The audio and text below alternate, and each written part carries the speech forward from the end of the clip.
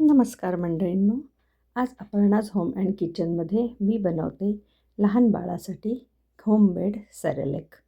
त्यासाठी मी अर्धी वाटी धुतलेली मुगाची डाळ पिवळीवाली आणि तसेच अर्धी वाटी तांदूळ घेतलेत. ह्यांना 2-3 पाण्याने स्वच्छ धुवून घ्यायचं, पाणी निथळून घ्यायचं आणि एक स्वच्छ सुती कपड्यावरती ह्याला एक अर्धा ते पाऊण तास चांगले वाळवून घ्यायचे, की सगळं पाणी त्याच्यातलं निघून जाय. हे असं सुती कपड्यावरती मी ह्याला वाळवून घेतलं आहे, म्हणजे त्याचा जितका पण मॉइश्चर असतो तो कपडा शोषून घेतो आणि आपले तांदूळ आणि डाळ थोडीशी वाळल्यासारखी होते. ह्यात आपण काही जिन्नस आणि काही घालणार आहे, पण पहिल्यांदा डाळ आणि तांदूळ ह्याच्यावरती पुष्कळ पावडर वगैरे लागलेली असते. ती बाळाच्या पोटात वगैरे जाऊ नये म्हणून त्याला स्वच्छ धुवून आणि थोडंसं वाळवून घ्यायचं. चला तर अर्धा तास झाला आहे. आता मी ह्याला एका पॅनमध्ये छान खरपूस होस्तोर भाजून घेणार आहे. त्याला छान खमंग वास सुटोस्तोर मंद आचेवरती ह्याला आपल्याला भाजायचं आहे. गॅस अजिबात मोठा करायचा नाही आहे. मंद आचेवरती कमीत कमी 10 ते 15 मिनटं आपल्याला ह्याला छान भाजून घ्यायचं आहे. अशा रीतीने आपण जे घरी होममेड बनवतो ते अगदी शुद्ध असतं.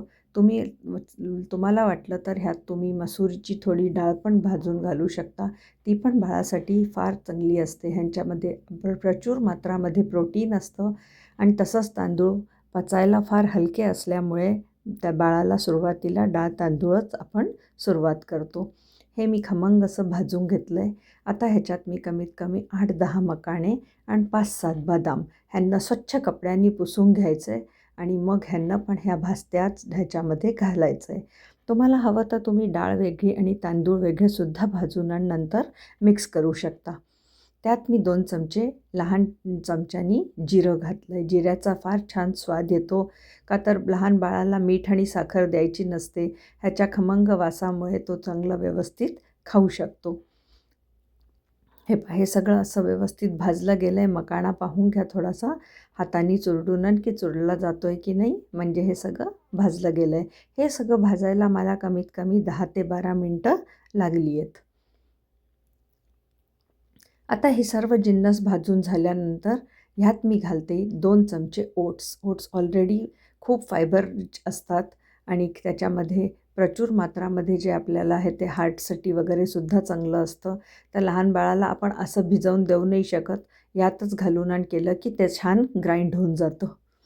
त्याला पण 1 सेकंड 2 सेकंड छान गरम ह्याच्यावरती भाजून घेतलं आहे. ऑलरेडी आपले डाळ तांदूळ गरमच आहेत, तर त्याच्याबरोबर ते ओट्स पण छान भाजले जातात. थंड झाल्यावर मी ह्याला अगदी बारीक रव्यासारखं पाहू शकता आपण, आपलं मेथकूट असतं, रवा असतो, असं ह्याला मिक्सरमधनं काढून घेतलं आहे. हे आता आपलं होममेड सेरेलेक जे आहे ते बनवून रेडी आहे. आता ह्याला एअरटाईट डब्यामध्ये आपण बंद करून कमीत कमी 15 ते 20 दिवस वापरू शकतो. आज मी बाळासाठी ह्याच्यातनं अर्धा चमचा सेरेलेक घेतलं आहे आणि त्याचबरोबर त्याच्यात अर्धा इंच बीटचा तुकडा टाकला आहे. तुम्ही कधी त्यात बीट टाकू शकता, कधी 2 तुकडे पालक टाकू शकता, लौकी टाकू शकता, भोपळा टाकू शकता. मी पण असं प्रत्येक दिवस बनवून वेगळं वेगळं. हे पहा शिजल्यानंतर ते असं दिसतं आहे. हा पालक टाकला होता आणि त्याच्याबरोबर एक छोटासा लौकीचा तुकडा टाकला होता.